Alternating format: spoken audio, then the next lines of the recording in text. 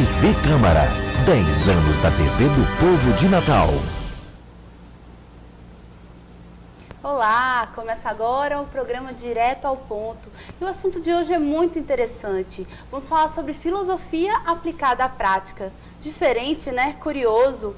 É porque todo mundo acha que filosofia é uma coisa muito teórica, muito prolixa, um monte de questionamentos sem fim, que talvez não leve a lugar algum. Mas na verdade não é bem assim. Não é essa coisa distante, não. Na verdade, a filosofia está bem próximo da gente.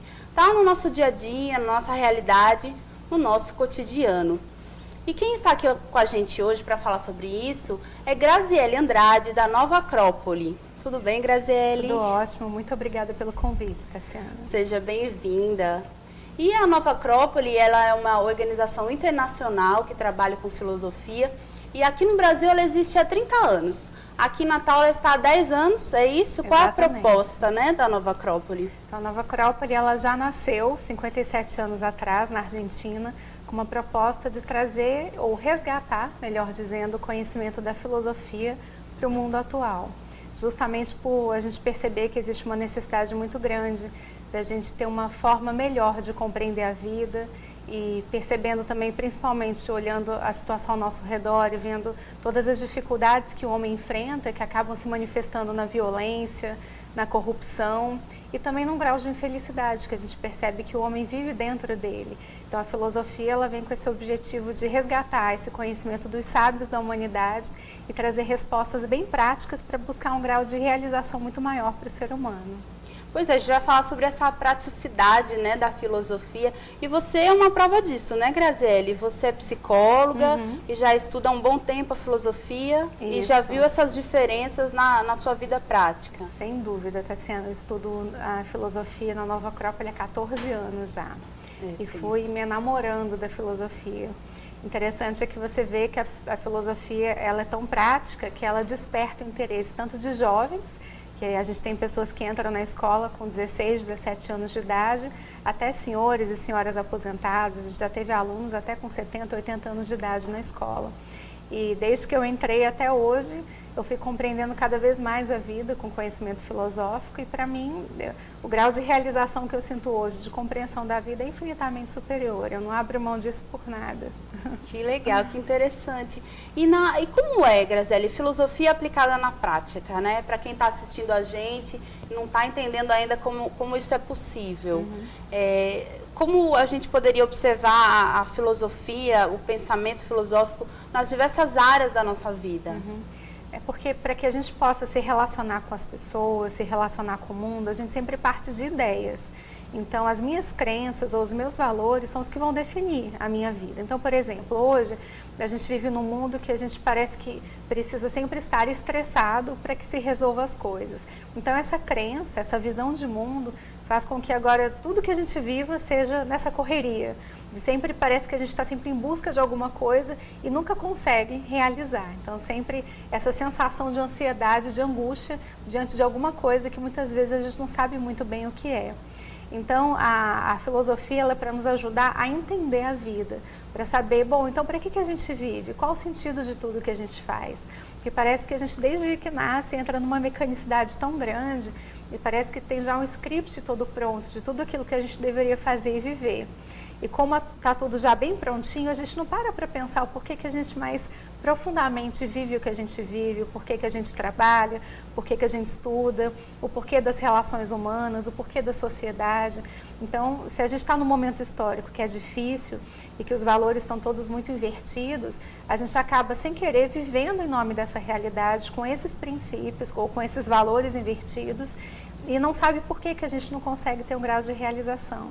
Então, a filosofia é para que a gente traga de novo um conhecimento de pessoas que se encontraram essa realização, que eram sábios, ou que amavam a sabedoria, que buscavam ela.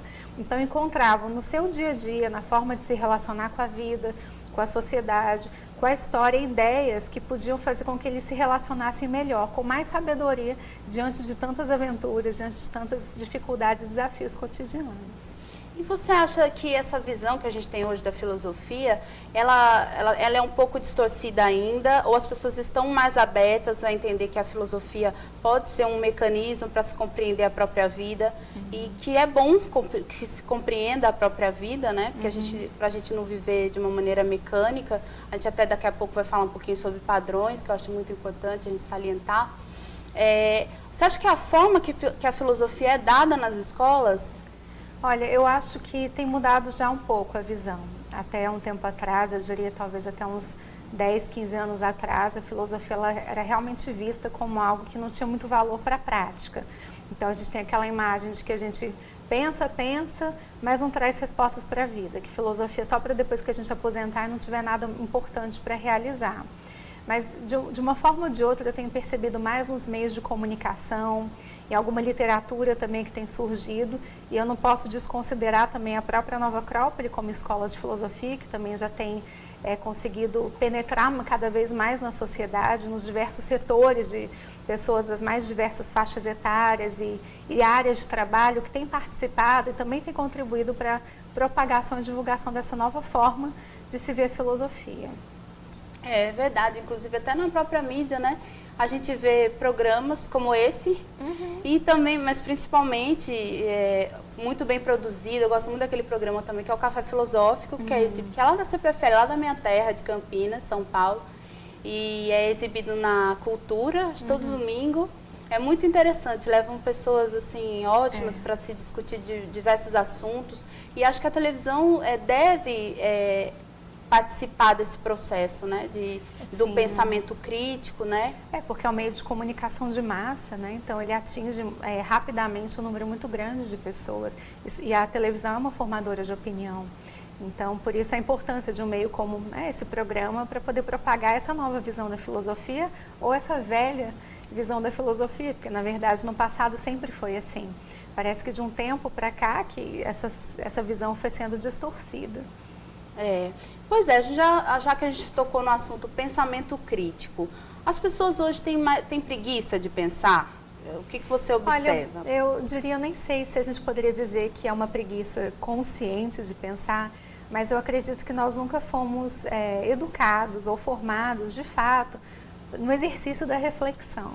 Inclusive, a gente faz uma diferenciação na filosofia entre pensar e refletir. Pensar é como a gente vê lá no mito da caverna de Platão, é a gente pegar as sombras ou simplesmente pegar o pensamento que está aí fora e trazê-lo para dentro do homem. Então a gente pensa sobre as coisas que já existem ou que já estão sendo faladas ao redor. E a reflexão seria essa capacidade do homem trazer reflexões mais autênticas de dentro, que ele comece a se questionar a partir das coisas que ele mesmo percebe fora. Então os filósofos clássicos gregos, por exemplo, eles tinham uma metodologia para despertar esse conhecimento do homem que eles chamavam de diálogo. Platão, por exemplo, acreditava que todo conhecimento ele estava dentro do homem e que se a gente fosse fazendo esse diálogo de perguntas e respostas com qualquer ser humano que a gente encontrasse no meio da rua, se a gente fizesse as perguntas certas, a gente seria capaz de fazer com que ele próprio trouxesse à tona todas essas reflexões e conhecimentos que são realmente próprios do homem. Mas parece que essa preguiça, na verdade, é uma forma de raciocínio que não traz esse diálogo, esse despertar do homem interior. Mas é mais uma falta de exercício, de treino para isso, né? Por isso que a filosofia nos ajuda. Uma falta de estímulo, né? Exatamente. Desde cedo, em considerar que refletir sobre a vida é muito, muito importante. Mas questionar, né? Porque a filosofia, naturalmente, você vai lembrar de questionamento. É verdade. Até que ponto questionar é saudável? Eu acho que questionar é saudável quando a gente tem como proposta buscar uma síntese, uma resposta. Porque eu vejo que hoje é muito comum, às vezes, até a gente incitar as pessoas a se fazerem perguntas e dizerem assim, é muito importante que a gente questione. Mas se a gente questiona e coloca assim que simplesmente a gente opinar e questionar as coisas é suficiente, torna a gente mais confuso do que sabedor de algo. Então, esse princípio de que só questionar é saudável, eu não sei até que ponto, porque se a gente não traz uma síntese, não consegue então agora buscar uma resposta, mesmo que não seja verdade, mas que seja um ponto melhor do que aquele que eu tinha até então, eu não vou ficar satisfeito. Então, a gente precisa buscar respostas e encontrá-las, mesmo que não seja, né, uma resposta plena e verdadeira, mas que seja melhor do que o que eu vi até agora. E que essa é a proposta do diálogo. Então, e essa é a proposta de evoluir, da própria evolução do homem. Ela se baseia nessa constante busca, esse constante questionamento e o encontro de respostas também. Eu acho que quanto mais a gente questiona, mais a gente expande a nossa mente, né? Exatamente. E uma mente expandida nunca mais vai voltar ao tamanho original. E eu acho assim, talvez a gente não encontre todas as respostas, mas só o fato de você questionar e, como você falou, chegar a uma resposta mais precisa, talvez, ou que faça mais sentido do que a última pergunta, né? Ou se aproximar mais de uma resposta, a gente já tem um ganho aí. Claro, porque aí a gente vai colocar isso na prática, vai compreender como que agora essa resposta vai ser útil na minha vida, e aí vai me trazer novas reflexões ou reafirmações daquilo que eu já compreendi. E porque o que acontece também, essa história do questionamento todo, é porque o ser humano tem algumas coisas que não tem resposta. Por que essas perguntas sem respostas causa tanta angústia para o ser humano? Interessante, é porque parece que dentro de nós existe uma necessidade muito grande de encontrar um sentido para tudo aquilo que a gente vive. Que se a gente for olhar nos outros reinos da natureza, os minerais, os vegetais, os animais, eles vivem de acordo com as leis da natureza e estão bem assim, né? Não tem questionamentos, mas o homem, como o ser humano que agora tem autoconsciência, ele necessita fazer as coisas sabendo por que faz. Então, quando a gente se encontra dentro desse universo tão infinito e olha para o mar, e olha para as estrelas, para esse grande céu, e se vê tão pequenininho no meio disso tudo, e ao mesmo tempo sentindo que participa desse universo inteiro, ele precisa saber o lugar dele no mundo, a que ele veio. Porque tudo na natureza tem um propósito. Os minerais têm sua razão de ser, os vegetais, os animais e o homem também. Então, por exemplo, uma sementezinha de uma macieira, a gente sabe que quando ela desenvolver e crescer, ela vai se tornar uma bela macieira. E o homem, quando ele nasce, o que ele vai se tornar? Ser humano. Mas o que é ser humano? E essa pergunta é muito importante. Quais são esses potenciais, né, que estão ali na nossa semente? Porque vai definir para onde a gente vai tender. O que a gente precisa colocar na nossa vida para que a gente se aproxime cada vez mais desse ideal de ser humano. E isso é o que faz com que o homem ele sinta essa angústia, que eu não diria que é uma angústia negativa, é uma dor que vai levá-lo a buscar respostas. Porque se a gente não sentisse essa dor, como a gente vê, por exemplo, na tradição budista, eles dizem que a dor ela é veículo de consciência, ou seja, para nos incitar a levar a alguma resposta, para que a gente encontre um ponto de sabedoria superior ao que a gente tem agora. Então, parece que faz sentido também essa dor. Você falou de um ponto bem importante também. A dor e o sofrimento são coisas distintas, né? Parece que são distintas. Parece que a grande maioria pensa que é igual, mas a gente vê alguma diferença em relação a isso. O que seria dor e o que seria sofrimento? Bom, a gente costuma estudar que a dor ela é muito natural para o homem. Por exemplo, eu tenho uma dor de dente. Então, às vezes, por uma negligência qualquer ou por algo muito inconsciente da minha parte, eu sinto alguma dor física, por exemplo. E essa dor, ela é muito útil para nos mostrar que tem alguma coisa que está fora do lugar, para que eu vá e corrija. Mas o sofrimento já não está relacionado à dor de dente em si. É assim, poxa vida, meu dente está doendo, e agora o que eu faço? Minha vida agora está toda relacionada às dores que eu sinto e que eu não encontro soluções. Então agora eu começo a conjecturar sobre essa dor, a me colocar como vítima das circunstâncias ou qualquer outra dor que eu sinta e que parece que perpetua a dor, mas sem gerar uma resposta, sem me ajudar a saber qual que é a solução para aquela dor que eu sinto. É isso que seria a vida que na prática a gente leva. Porque a ausência de compreensão, ou seja, a ausência da busca da sabedoria na vida, faz com que a gente perpetue as dores, ou seja, que a gente sofra, ao invés de usar a dor como um veículo para a nossa consciência e para o nosso crescimento. Certo. Muito, muito interessante essa questão da dor e do sofrimento, né, e da interpretação que a gente faz dos fatos. Mas agora a gente vai para um breve intervalo e a gente volta daqui a pouquinho.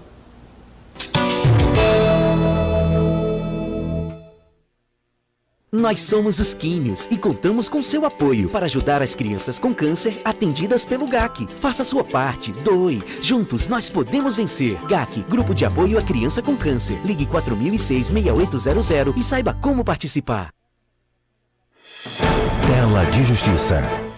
As notícias jurídicas agora na sua TV Câmara Natal. Eu sou João Ferreira e apresento aqui o programa Tela de Justiça, que traz um resumo das principais notícias da semana e entrevista com aqueles que são destaques na área. O programa vai ao ar todos os sábados às 8 da noite e com reprise nas segundas às 9h30 da noite.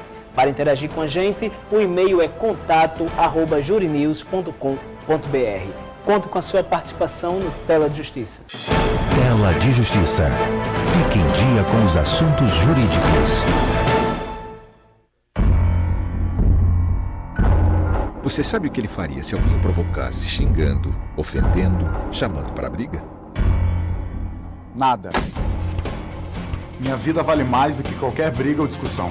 No Brasil, centenas de pessoas são mortas por motivos fúteis. Conte até 10. A raiva passa, a vida fica. Paz. Essa é a atitude. Uma campanha do Conselho Nacional do Ministério Público e ENASP.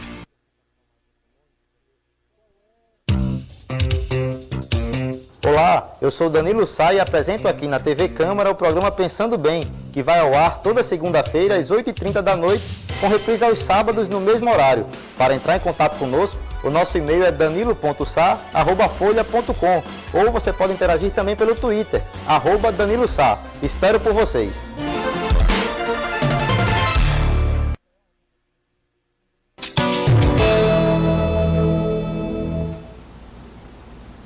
Voltamos agora com Graziele Andrade, da Nova Acrópole, e a gente falando sobre filosofia na prática. E a gente estava conversando aqui como essa situação que o ser humano vive hoje, né, essa visão de mundo tão individualizada que o ser humano tem hoje, traz angústias. Eu acho que se a gente pensasse de uma maneira mais coletiva, eu acredito que a gente teria menos sofrimento e aceitaria melhor a dor. É isso, Graziele? É isso mesmo. Um dos filósofos que a gente estuda em Nova Acrópole é Kant. Ele diz que a gente só poderia tomar uma decisão se o nosso pensamento, aquela ideia que a gente gostaria de colocar em prática, pudesse se tornar uma lei universal. Ou seja, se fosse bom, um bem para todos e não só para mim individualmente. Então é como um síndico de um prédio, que a gente poderia relacionar simbolicamente com a nossa própria consciência. A gente tem vários andares, vários apartamentos e várias pessoas com visões muito particulares dos seus próprios interesses. E o síndico é aquele que vai ter que administrar tudo isso, mas ele vai ter que encontrar sempre uma ideia de qual é o bem comum, que vai beneficiar todos sem privilegiar ninguém, ou seja, dar o melhor para cada um. É a ideia de que o bem da colmeia vai ser sempre o bem para a abelha. E essa falta de visão de justiça para a sociedade, do bem para todos, é o que vai mecanizando a vida e que vai tornando a gente cada vez mais denegrido enquanto ser humano, porque faz com que a gente pare de pensar no bem dos seres humanos, que deveria ser o grande sentido de tudo que a gente faz. Né? Que se a gente coloca o ser humano como o centro e não como um meio produtivo para a realização de coisas para os outros, a gente teria uma sociedade completamente diferente. E eu acho também que esse pensamento individual, desconectado do todo, também atrapalha a conexão com o sagrado. Não sei se você vê assim. Vamos falar um pouquinho sobre espiritualidade, né? Eu acho que fica pequena a vida se a gente imaginar só a materialidade, só o que a gente tem aqui hoje. Como é que a filosofia vê a espiritualidade? Então, ela está completamente intrínseca à filosofia, porque filosofia é amor à sabedoria, ou seja, amor ao mistério, amor a compreender o homem como parte desse grande universo. E essa visão de espiritualidade na filosofia não é uma visão desconectada da prática, não é a gente simplesmente encontrar uma hora na nossa semana em que a gente faça uma oração. Muito pelo contrário, é saber como que a gente pode fazer com que valores humanos, que são uma visão do sagrado, ou seja, sermos mais generosos, mais justos, mais bondosos, na nossa vida cotidiana, é unir o céu com a terra. Então, a visão da espiritualidade para nós, como filósofos, ela é muito prática. é fazer com que a nossa vida tenha uma coerência muito profunda com valores espirituais. E essa é a forma como o filósofo pode viver o sagrado na vida dele. Sem viver dois mundos, que é o mundo em que eu estou dentro de um templo, ou que eu estou numa oração, e o mundo externo do trabalho, das relações, que não tem nada a ver com isso, muito pelo contrário. É como ser verdadeiramente ético, sob o olhar da filosofia, que é ter essa capacidade de pensar, sentir e agir em coerência, visando sempre essa ideia do bem, da coletividade. Então, essa integralidade do ser humano, né, de se integrar essas áreas todas aí, para viver uma vida mais completa. Pois é, e acho que é interessante também esclarecer que espiritualidade é uma coisa, religiosidade é outra, né? A gente pode integrar, né, esses dois conceitos, no sentido assim, religiosidade dentro da própria ideia de religião é religar, ou seja, ligar novamente o homem ao que ele tem de mais sagrado dentro dele. Então, nesse sentido, seria a mesma coisa. Exatamente. Agora, talvez o que difere aí seja a questão dos dogmas, né? Isso que distorceria a visão do religare da religião, que às vezes as pessoas esquecem o religare e ficam mais presas aos ritos, né? Aos padrões, né? Vamos falar sobre padrões, então? Sim. Tem até uma mitologia grega, o Leito de Procrusto, que ele era um ladrão, né? E ele tinha, diz a historinha, né? E ele tinha uma hospedaria, ele era um pouco sádico também, muito. E nessa hospedaria ele só daria pouso para as pessoas que passassem ali se elas coubessem na cama dele. Por isso que chamou o Leito de Procrusto. E as pessoas, então aquelas pessoas que eram menores, ele esticava se não coubesse na cama. Até a morte, claro. E se ela sobrasse na cama, ela teria os membros decepados, cabeça, membros, né, pernas. Ele só daria hospedagem para a pessoa que coubesse exatamente na cama que tinha o tamanho dele. Eu acho que essa historinha, ela ilustra um pouco o que são os padrões e o fato da gente querer impor os nossos padrões para o outro, né? Pois é, e esse tem uma relação com o que a gente falou desse pensamento e da ausência de reflexão. Porque a gente acaba vivendo sempre buscando o reconhecimento e a aceitação externa. E isso faz com que a gente agora procure sempre entrar em moldes. E o interessante é porque se a gente for olhar a sociedade hoje, observar as pessoas, às vezes externamente parece que está tudo bem, mas se a gente tivesse uma capacidade de olhar todo mundo por dentro, o coração e a mente de cada um, a gente veria que as coisas não estão tão bem assim. Que o que a gente talvez considere como evolução, vivendo dentro de determinados padrões da sociedade hoje, do que se considera como aceito, a gente vai ver que parece que tem distor muito aquilo que a gente vive hoje na sociedade com aquilo que a alma do próprio homem necessita.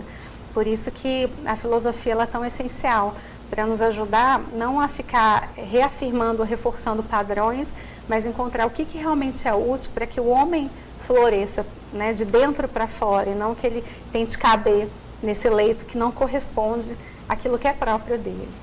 Exatamente, que causa muita angústia também. Exatamente. Muito vazio. Então, já que a gente fala um pouquinho de mitologia, uma das mais famosas na filosofia é a Caverna de Platão. Você poderia contar essa historinha para a gente? Ele é belíssimo, ele é praticamente uma síntese do pensamento platônico e uma síntese talvez da realidade que a gente vive.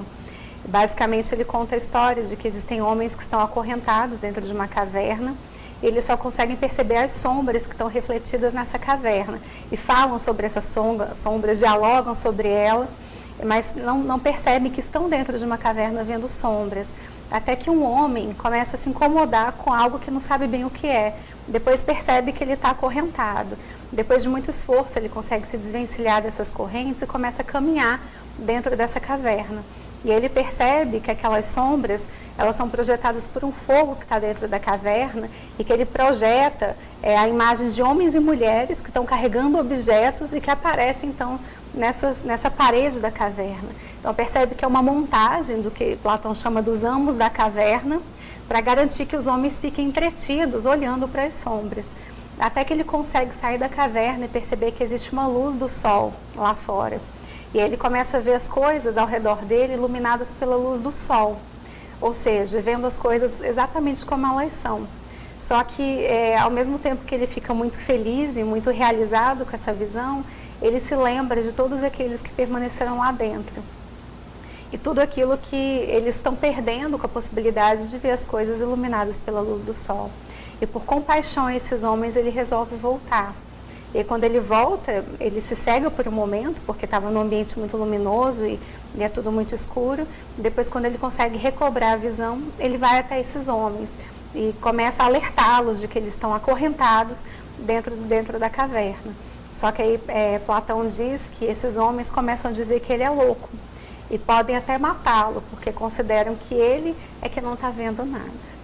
Então, parece que retrata simbolicamente muito aquilo que a gente está vivendo, e que inclusive vai ser o tema de um evento grande que a gente vai fazer aqui em Natal, em todas as 9 acrópolis do mundo, que é o Dia Mundial da Filosofia, para explicar um pouquinho para esse grande público o que é essa saída da caverna à luz do sol, né? E como a filosofia pode nos ajudar a isso.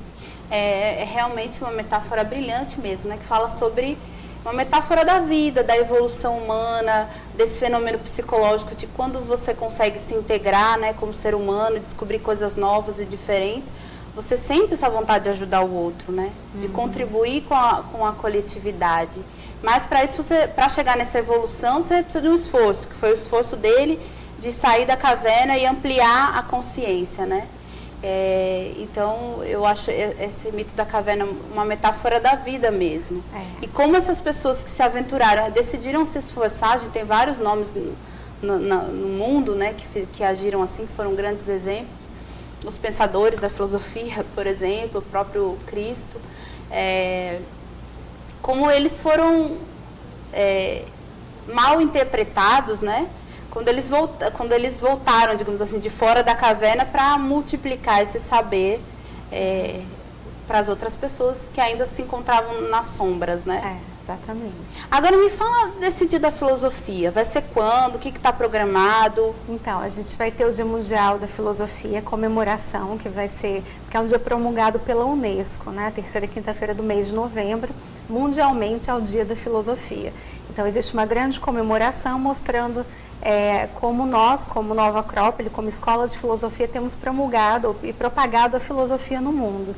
Então, aqui em Natal, a comemoração vai ser no dia 22 de novembro, que é um sábado, a partir das 15 horas aproximadamente. Nós vamos ter palestras, uma exposição e várias outras atividades para ajudar a compreender, então, o que é a caverna, o que seria uma segunda sala, que é a sala da instrução, da busca do conhecimento, e a terceira sala, que seria a sala da sabedoria, ou seja, a saída da caverna à luz do sol. Então, é um evento aberto ao público externo para justamente conhecer um pouquinho mais dessa praticidade da filosofia no mundo. Que também é a proposta da Nova Acrópole, né? Através de seus cursos. A Nova Acrópole, ela é toda baseada no voluntariado, né? Então, que é importante salientar. É muito importante, porque ela é boa para nós, que estudamos filosofia, e por esse amor às ideias, por uma necessidade agora de poder também transmitir isso para as pessoas, aquilo que é tão útil para a gente, a Acrópole nasce. Ok, a gente já está chegando ao fim do nosso programa, mas ainda eu queria encerrar com uma pergunta que eu acho que é feita, que eu acho não, tenho certeza que todo mundo já se questionou um dia. O que é a felicidade? A felicidade, nós diríamos que é uma capacidade da gente encontrar respostas para a vida. Não é a ausência de problemas, não é a ausência de desafios, não é ficar na rede bebendo água de coco em frente ao mar o resto da vida. Isso também é bom. Mas principalmente a nossa capacidade de a gente aprender a lidar com cada vez mais sabedoria diante de todas as grandes circunstâncias da vida. A compreensão nos traz uma serenidade, nos traz uma paz interior, que mesmo no meio da guerra, no meio das dificuldades da vida, a gente é capaz de gostar da aventura da vida, de amar e saber que à medida que eu vou dando cada passo, que eu vou compreendendo um pouco mais, eu encontro mais a mim mesmo. Muito legal. Obrigada, Graziele, pela sua presença. Eu que agradeço. Vamos combinar outros temas para você voltar, porque é o mundo, né? Falar sobre isso. Daria para a gente falar por horas e horas a fio. Né? E aí todos que tiverem interesse podem participar do nosso curso de filosofia uma vez por semana e ter a oportunidade de saborear, de vivenciar um pouco desse universo tão delicioso, tão agradável, tão importante para a nossa vida como é a filosofia. Tão instigante. Pois é, gente, o nosso programa fica por aqui. Eu convido vocês, se vocês tiverem alguma dúvida, quiser mandar alguma sugestão, mandar para esse e-mail que está aparecendo na tela. E desejo que vocês sejam felizes, comecem a se questionar e buscar essas respostas até atingir essa serenidade. A gente se vê na semana que vem. Até lá! TV Câmara, 10 anos da TV do Povo de Natal.